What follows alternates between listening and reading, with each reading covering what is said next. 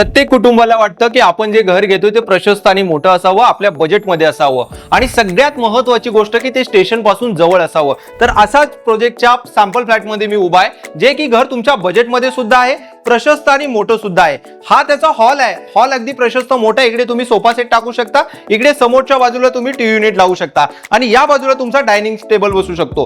या बाजूला जर तुम्ही आलात तर हा आपला किचनचा स्पेस आहे। किचन अगदी प्रशस्त आणि मोठा आहे। स्टोरेज वगैरे बसवण्यासाठी अगदी जागा दिलेली आहे। 2 ते 3 लोक इकडे आरामात काम करू शकतात।